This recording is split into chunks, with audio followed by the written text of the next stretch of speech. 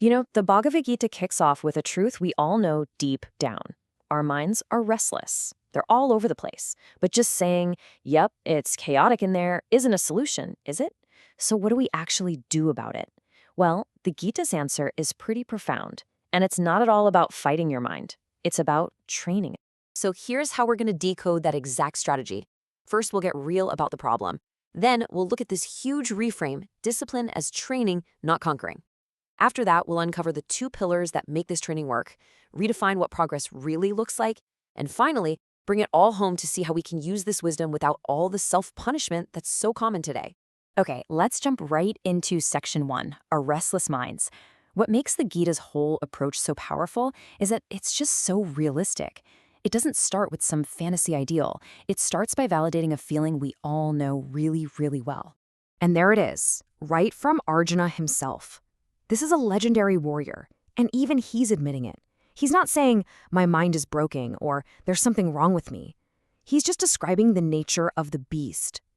And that's such a crucial place to start, because it means if you've ever felt this way, you're not alone. You're in very good company. Now here's where it gets really interesting. Krishna's response. He totally agrees with Arjuna. He's like, you're absolutely right. But, and this is the key to everything, he doesn't stop there. He doesn't say, well, tough luck, that's just how it is. For Krishna, agreeing with the problem is the launch pad for the solution, not a dead end.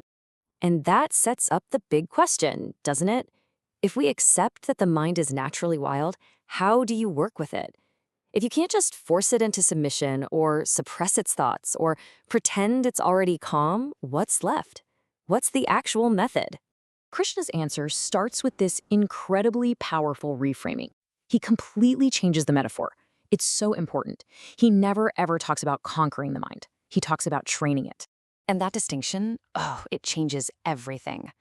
Conquering, that sounds like a war, right? It's about force, raw intensity, an all-or-nothing battle. But training is something totally different. It's about patience, it's about consistency, it's about gradually building strength over time. You're not fighting an enemy, you're cultivating an ally. I mean, think about it. If you wanted to learn piano or get in shape, you wouldn't expect to be a master on day one, would you? Of course not. You assume you're going to have to repeat things. You know you need patience. You get that strength is built up slowly, and you absolutely expect setbacks. It's just part of the process. Well, the Gita says, why wouldn't we apply that same realistic mindset to our own minds? So here's the bottom line for the section. Forget about the heroic, white-knuckled effort to wrestle your mind into silence. The Gita's wisdom is that 5 minutes of patient, consistent effort every single day is way more powerful than an hour of frustrated struggle once a week. Discipline isn't a burst of intensity, it's the quiet rhythm of consistency. Okay, so if the goal is training through consistency, what does that actually look like day to day? What do we do? Well, Krishna doesn't just leave us guessing.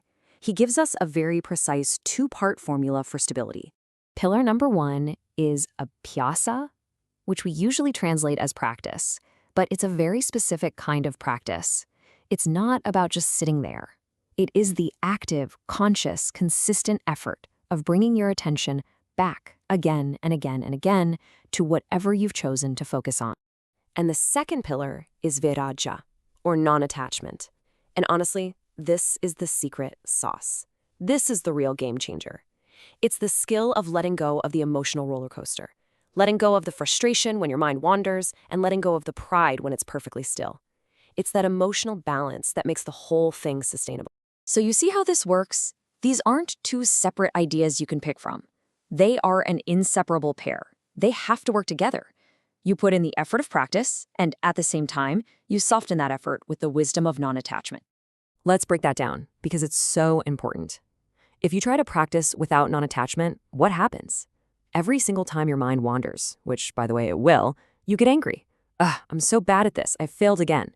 Your practice actually becomes a source of frustration and ego, the very things you were trying to get away from. But the flip side is just as unhelpful. If you try to have non-attachment without any actual practice, it just turns into an excuse. Oh, well, my mind is wandering, nothing I can do. It's not calm acceptance, it's just passivity. It's aimless drift. But when you put them together, that's where you find that calm, focused, and resilient state of mind. All right, so when you get this synergy going, something really amazing happens. It completely changes how you define progress. So let's get into what this practice of returning actually feels like from one moment to the next. The real core action of this practice isn't about achieving some state of perfect, unbroken focus. Not at all. It's the simple, humble, and repeated act of returning. That's it. You notice you're distracted, and without any drama or self-criticism, you just gently guide your attention back. Every single return is like one rep at the gym for your muscle of focus. And this idea right here, it might be one of the most liberating things in the entire Gita. We have to completely change our metric for success. Success is not measured by how long you can stay perfectly still. Success is measured by how gently and quickly you can return after you've wandered. See, the mind wandering isn't the failure. The only failure is not bothering to return.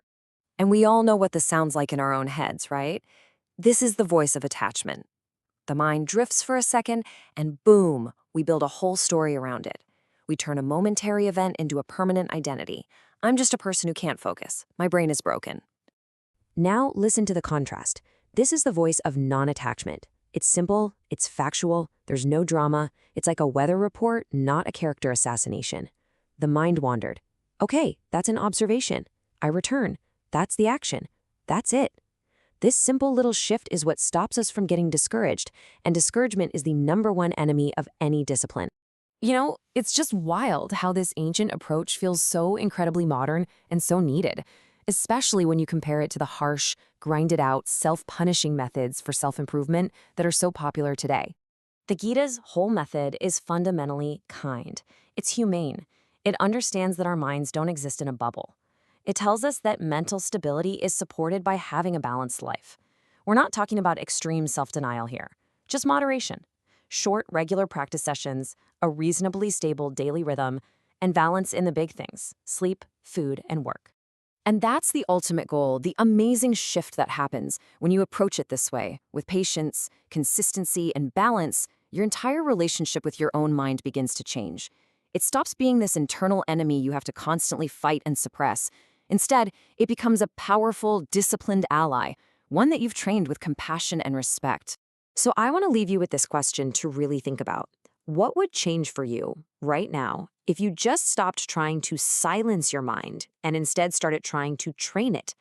That shift from conqueror to trainer, that's the heart of the Gita's wisdom on discipline. And in our next explainer, we're going to decode what happens when that discipline, inevitably, fails, and how the Gita looks at setbacks not with judgment, but with this profound and really practical understanding.